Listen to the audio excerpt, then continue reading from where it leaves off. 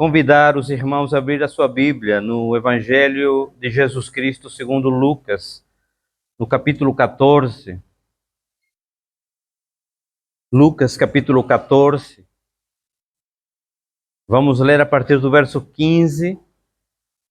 É uma parábola que o próprio Senhor Jesus ele contou em certa ocasião, e depois vamos ver o contexto dessa parábola. E diz assim então a palavra do Senhor, Lucas capítulo 14, a partir do verso 15. Obrigado, Mário. Diz a palavra do Senhor assim: ao ouvir isso, um dos que estavam à mesa com Jesus disse-lhe: feliz será aquele que comer no banquete do reino de Deus. Jesus respondeu: certo homem estava preparando um grande banquete e convidou muitas pessoas. Na hora de começar, enviou seu servo para dizer aos que haviam sido convidados: venham, pois tudo já está pronto.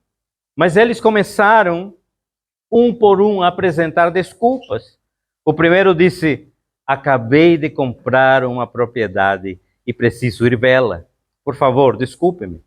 Outro disse: acabei de comprar 5 juntas de bois e estou indo experimentá-las. Por favor, desculpe-me. Ainda outro disse: acabo de me casar, por isso não posso ir. O servo voltou e relatou isso ao seu senhor. Então o dono da casa irou-se e ordenou ao seu servo: vá rapidamente para as ruas e becos da cidade e traga os pobres, os aleijados, os cegos e os mancos. Disse o servo: o que o Senhor ordenou foi feito, e ainda há lugar. Então o Senhor disse ao servo: vá pelos caminhos e valados e obrigue-os a entrar, para que a minha casa fique cheia. Eu lhes digo, nenhum daqueles que foram convidados provará do meu banquete. Pai, em nome de Jesus, nós queremos pedir a tua graça e direção para que possamos juntos meditar nesta palavra. Palavra que é viva, que é eficaz, que é lâmpada para nossos pés, mas também que é como uma espada profunda que penetra o nosso coração ao ponto de dividir medulas e células. Por isso, Senhor, em nome de Jesus, nós queremos pedir a tua graça. Espírito Santo de Deus, nos dá o entendimento para que tua palavra possa germinar e crescer, frutificar, e que nós possamos viver essa palavra cada dia, em nome de Jesus. Amém. Gostaria de começar dizendo que eu acho tremendo o trabalhar de Deus. É maravilhoso. Porque quem é o supremo pastor dessa igreja é o Espírito Santo. E como foi conduzido o culto desde o início até aquilo que Deus levou a equipe de louvor poder fazer, ministrar, está tudo convergendo para aquilo que Deus ministrou no meu coração nesta manhã. E não precisa, porque muitas vezes já me falaram: pastor, fale o tema. E eu não gosto de falar o tema porque eu deixo que o Espírito Santo possa conduzir, para que ele possa fazer aquilo que é devido na igreja. E quarta-feira nós tivemos a visita de uma missionária que trouxe um testemunho e uma palavra tremenda. Quem não veio, perdeu aquilo que ela falou. Testemunho edificante. E ela, dentre essas coisas, ela falou uma coisa que desde há algum tempo tem bradado em meu coração. E esse justamente é o tema da mensagem dessa manhã. E se intitula-se Cuidado com as Distrações. Cuidado com as distrações. Ao longo da nossa caminhada cristã, amados, nós aprendemos que existem inimigos em comum do cristão. Seja ele o mundo, seja ele o diabo e a carne. Mas em tudo isso se sintetiza numa palavra: o pecado. O pecado é o maior inimigo da humanidade e também da igreja. Porque, embora nós agora sejamos redimidos, mas ainda estamos aqui. E é um tema teológico, inclusive, o já e o ainda não. Nós já estamos com Cristo, mas ainda não estamos na nossa plenitude. E aí, então, nós podemos entender que, além do pecado, existem outras coisas que vão minar o nosso relacionamento, o nosso propósito com Deus. E é onde nós começamos a falar já, é que nessa parábola existe um inimigo que é muito sutil na nossa vida cotidiana. E esse inimigo chama-se as distrações. As distrações da nossa vida. É importante nós entendermos primeiro o contexto em que se passa essa história. E que em que essa parábola é contada, Jesus diz assim, no verso 1 do capítulo 14, certo sábado, entrando Jesus para comer na casa de um fariseu importante, observava-no atentamente. Então Jesus estava num sábado na casa de um fariseu, de um líder dos fariseus, estava lá, sentado à mesa, porque ele foi convidado para jantar. E outro detalhe importante é que no verso 2 disse que à frente dele estava um homem doente, com o corpo inchado. E Jesus está na casa desse líder dos fariseus, estava à mesa, porém ele observa. Uma das coisas que eu aprendo primeiramente aqui é que nenhum sofrimento nosso passa alheio aos olhos de Jesus. Porque a mesa poderia ter distraído Jesus. O líder fariseu poderia ter distraído Jesus. Mas Jesus estava atento a todos os detalhes. E quando ele olha, tinha um homem doente. E esse homem estava com o corpo inchado. E esses inchaços, com certeza, eram acúmulos de fluidos espalhados pelo seu corpo que não deixavam esse homem tranquilo. Porém, no verso 1 tem uma informação importante. Era sábado. E como era sábado pela lei judaica, algumas atividades eram proibidas de fazer. E os fariseus levavam isso muito a sério. E ele estava na casa de um fariseu. E Jesus, então, ele agora lança um questionamento. Vamos ver a partir do verso 3. Jesus perguntou aos fariseus e aos peritos da lei, é permitido ou não curar no sábado? Mas eles ficaram em silêncio. Assim, tomando o homem pela mão, Jesus o curou e o mandou embora.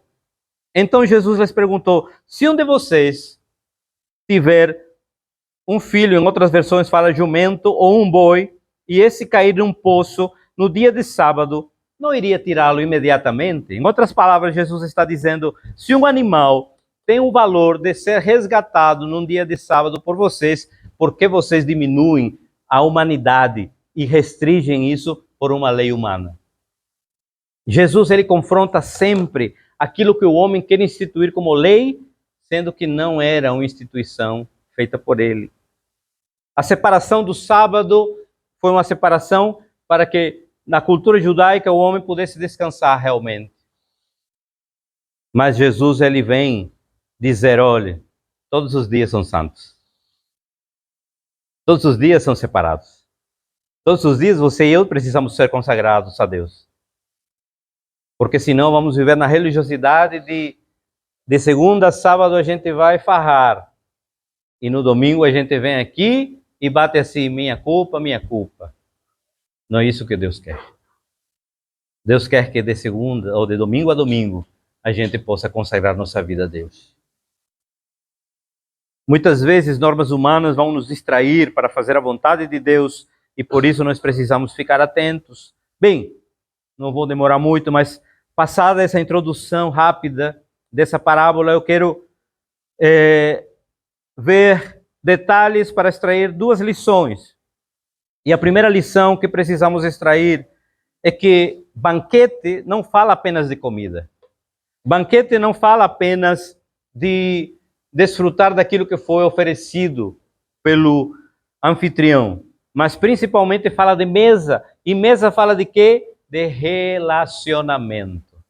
Mesa fala de festa, mesa fala de comunhão, mesa fala de tempo de desfrutar na companhia de alguém que você ama, que você gosta, que você quer bem. Da presença dessas pessoas que estão em volta à mesa.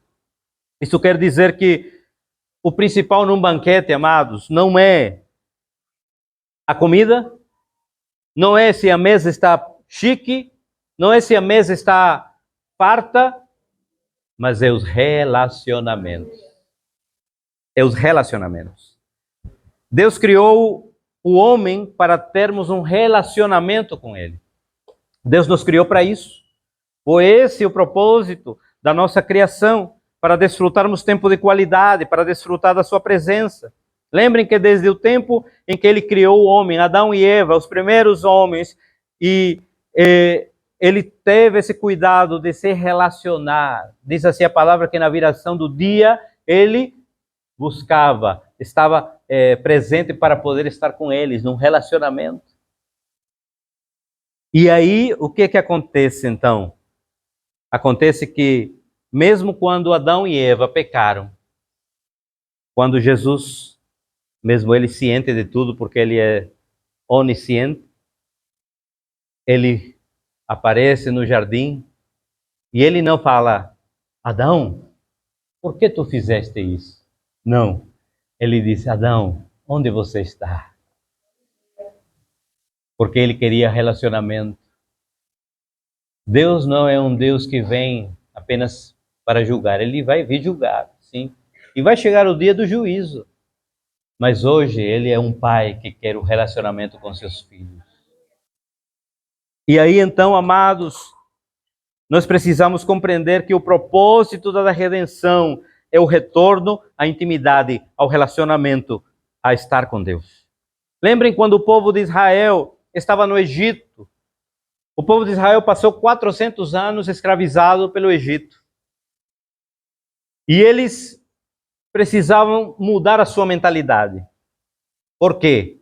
Porque as distrações do Egito tinham envolvido eles a tal ponto que eles esqueceram que tinham Deus. Isso acontece hoje com a humanidade. E aí o que acontece? Vamos ver Êxodo capítulo 5, versos de 1 a 8. Rapidamente, versos de 1 a 8 de Êxodo capítulo 5.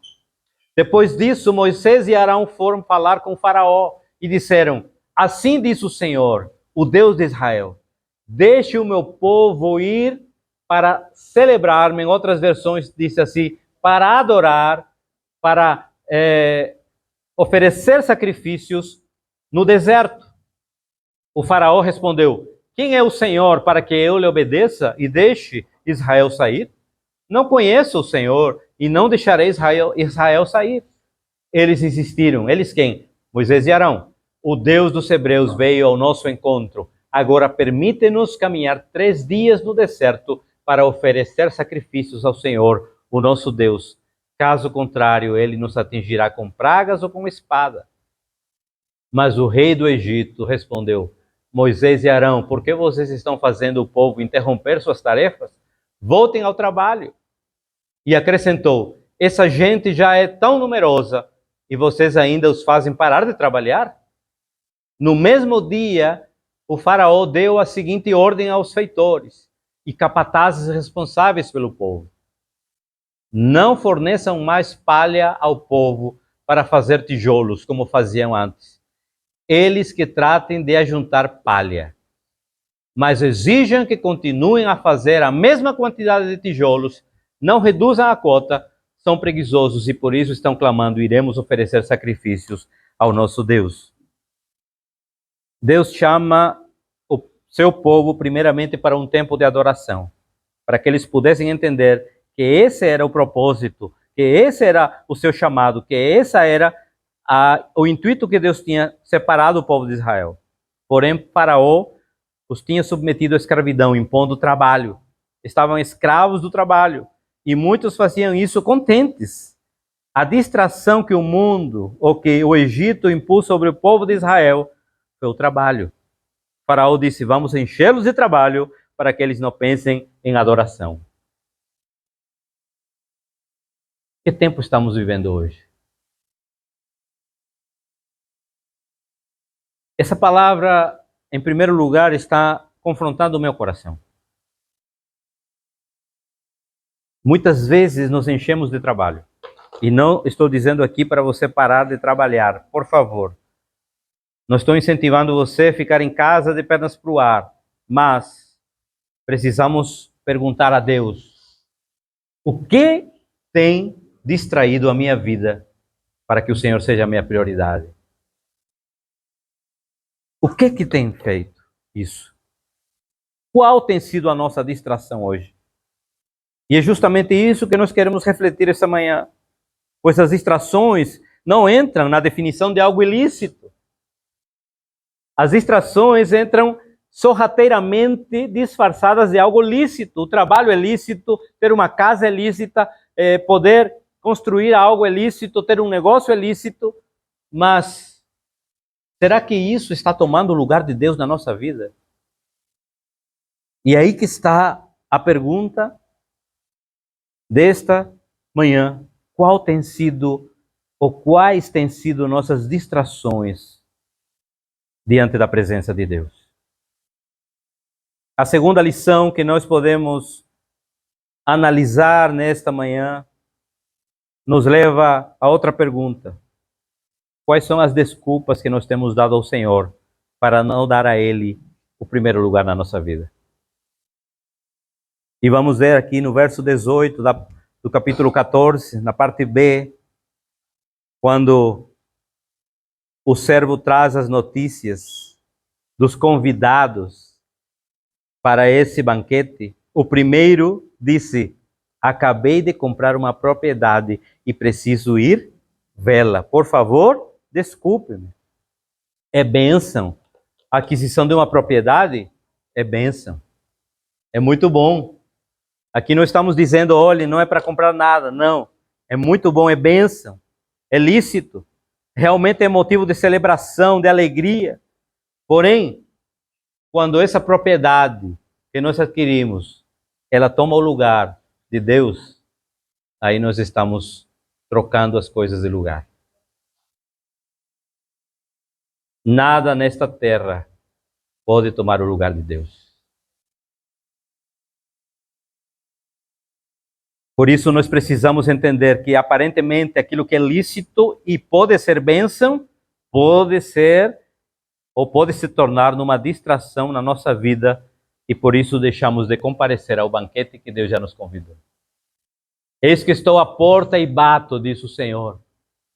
Se alguém ouvir a minha voz, ouvir a porta bater, abrir a porta, o que diz?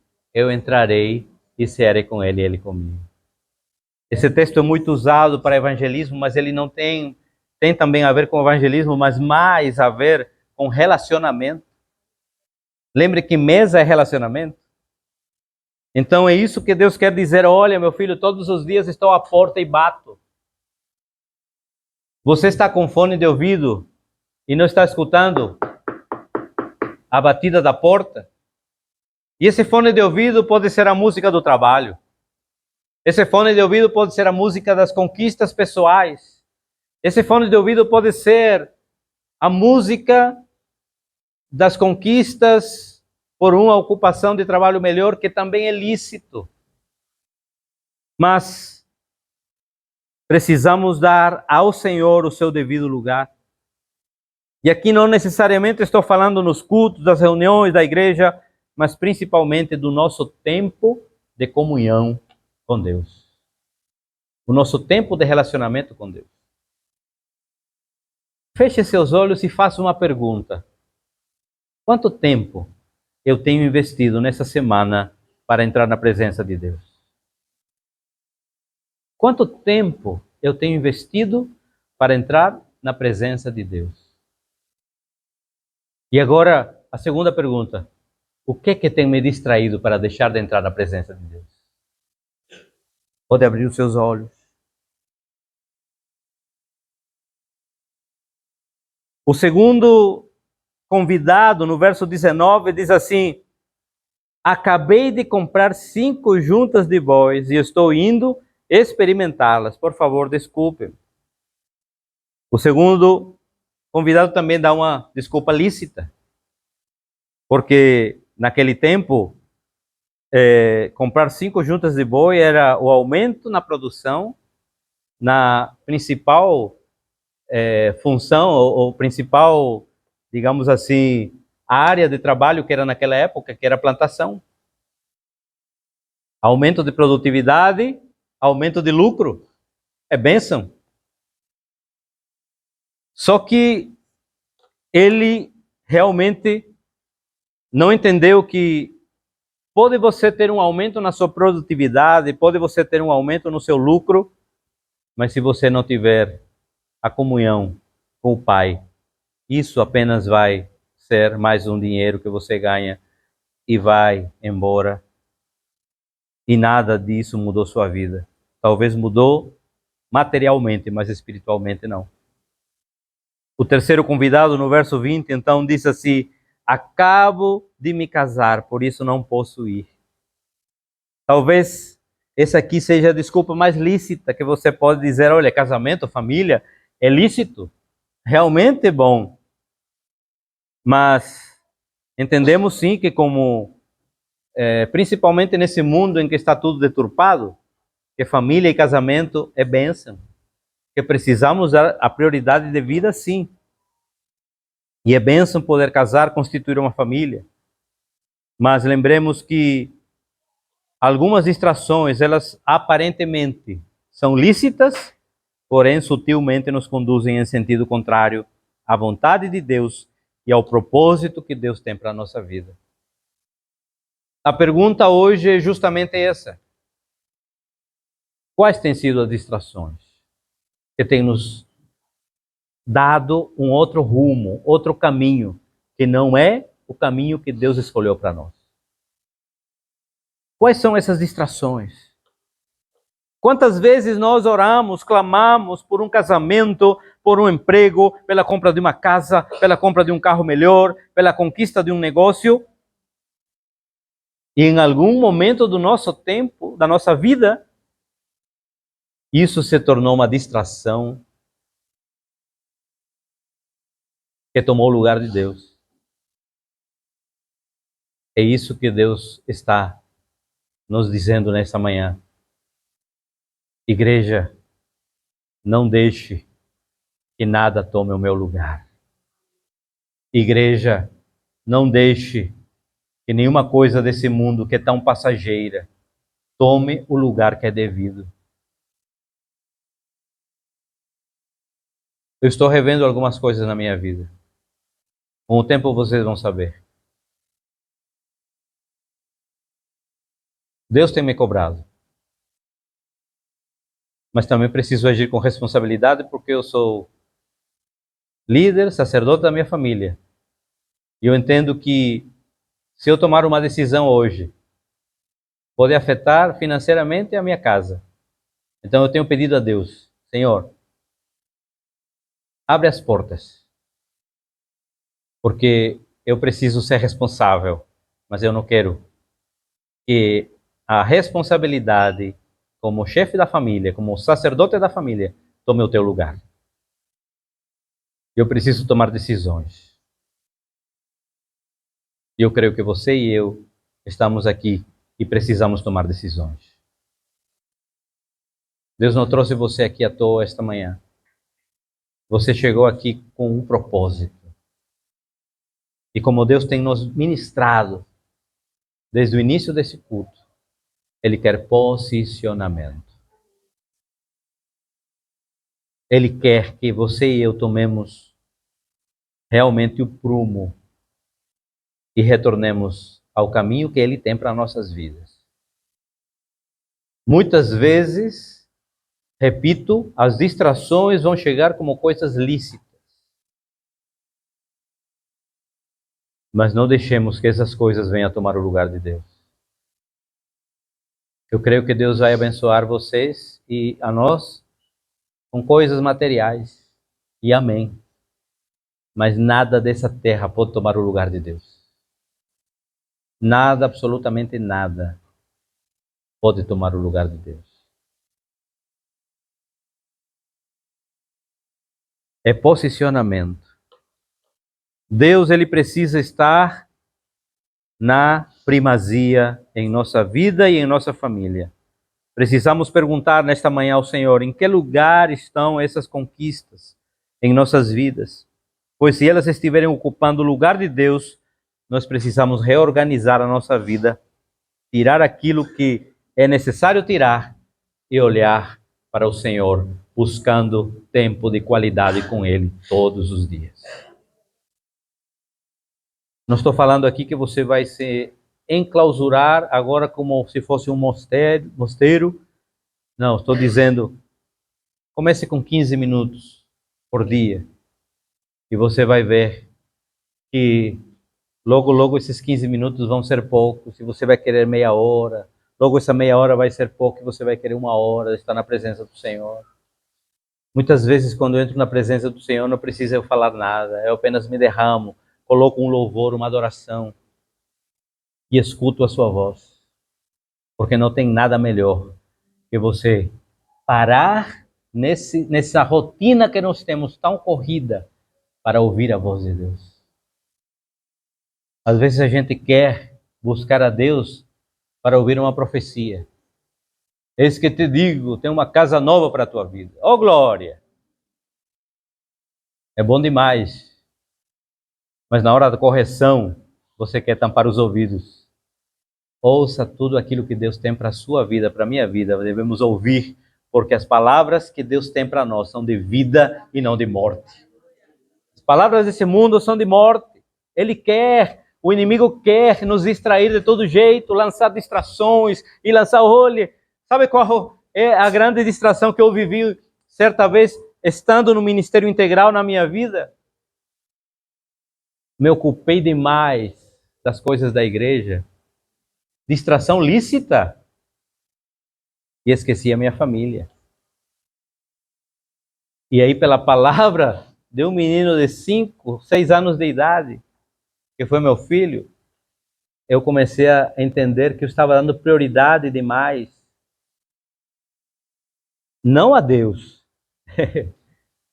mas à instituição. Isso é religiosidade. Eu não posso dar prioridade à instituição. A prioridade é de Deus. Ele é o Senhor da obra. Ele quem capacita. Ele que faz. Ele é o meu Senhor. Precisamos compreender isso. Então, que distrações têm roubado a nossa intimidade com Deus? Precisamos estar atentos, perguntar ao Senhor para não cair nesse erro. E se caímos, hoje é tempo de voltar ao caminho que Deus tem para nós. Hoje é tempo de voltar ao prumo de Deus para a nossa vida. Olhe, não tenho dúvidas em lhe dizer isso. Tiago e Camila, vocês estão começando um empreendimento. Não coloquem esse empreendimento em primeiro lugar. Deus está em primeiro lugar. E vocês vão ver como vão ser bem-sucedidos. Naquele tempo que vocês vão ter lá, vamos lá orar e consagrar naquele lugar, mas naquele tempo, todo dia, abram consagrando ao Senhor, colocando Ele como dono daquele lugar, porque Ele é o dono. Nós não temos nada, amados. Por força de hábito, a gente fala meu carro, minha casa, meus filhos, meu negócio, mas é força do hábito, porque tudo é dele, e para Ele, e para a glória dele. Repensemos isso. É tempo de reorganizar a nossa vida. É tempo de reestruturação. É tempo de posicionamento. Deus quer um posicionamento da sua igreja. Trabalho não está em primeiro lugar. Mulher não está em primeiro lugar. Negócios não está em primeiro lugar. Filhos não estão em primeiro lugar. O primeiro lugar da nossa vida tem que ser Deus. Tem que ser Deus.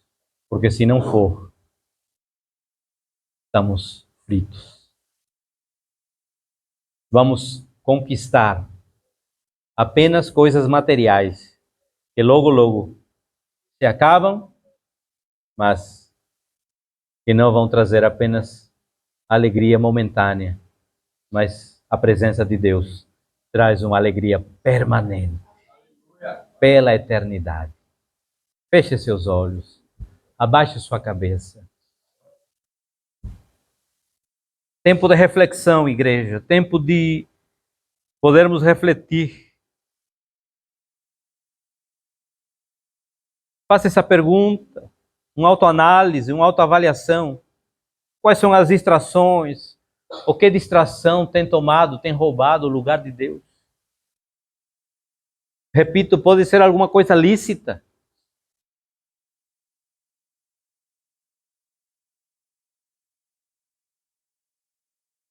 Mas cuidado, porque nada, absolutamente nada aqui na terra pode tomar o lugar de Deus.